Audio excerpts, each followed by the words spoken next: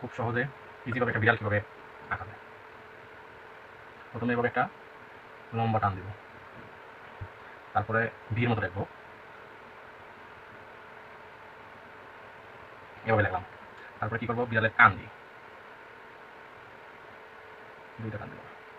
বিড়ালের দুইটা কানই হয়, খুব মনোযোগ সহকারে দেখেন কীভাবে বিড়াল আঁকতে হয়। তারপরে কী লিখবো, বিড়ালের কান আঁকলাম, বডি আঁকলাম, বিড়ালের চোখ আঁকবো, ঘুমন্ত বিড়াল, তাহলে চোখটা হবে এরকম, বিড়াল ঘুমিয়ে আছে, আরেকটা চোখ এইরকম। তারপরে বিড়ালের নাক আঁকবো, তারপরে বিড়ালের মুখ আঁকবো। একটু বিড়াল বিড়াল দেখা যাচ্ছে।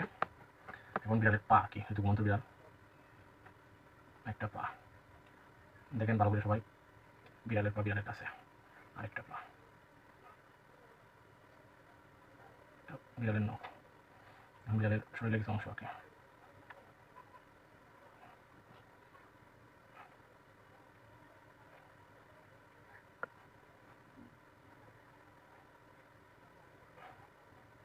অনেকটা বিড়ালের মতো দেখা যাচ্ছে। এখন বিড়ালের একটা পা দিতে হবে, এখানে একটা বিড়ালের পা দিতে হবে,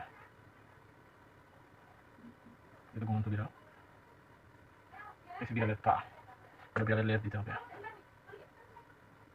এই সেটা বিড়ালের লেজ, বিড়ালের লেজ দেখেন, বিড়ালের লেজ, এটা হচ্ছে বিড়ালের লেজ। এখন আমরা বিড়ালটা একটু ডিজাইন করবো, সবাই একটু বিড়ালের কানগুলো কালো করে দিলাম। বিড়াল আঁকা আমাদের প্রায় শেষ।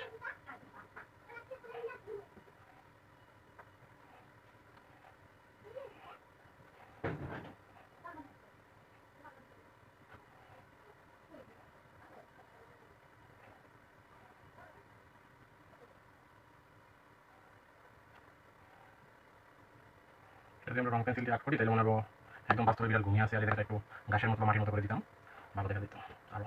তার সহজে আপনারা আপনাদের মতো করে রং করে নেবেন। খুব সহজে কীভাবে একটা বিড়াল আর্ট করতে হয় ছোট্ট সোনামণিরা, আশা করি তোমরা দেখতে পারছো এবং বুঝতে পারছো।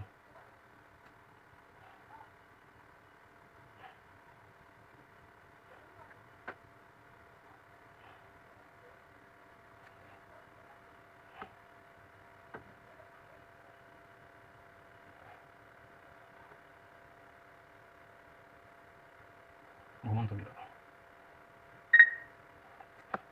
ধন্যবাদ।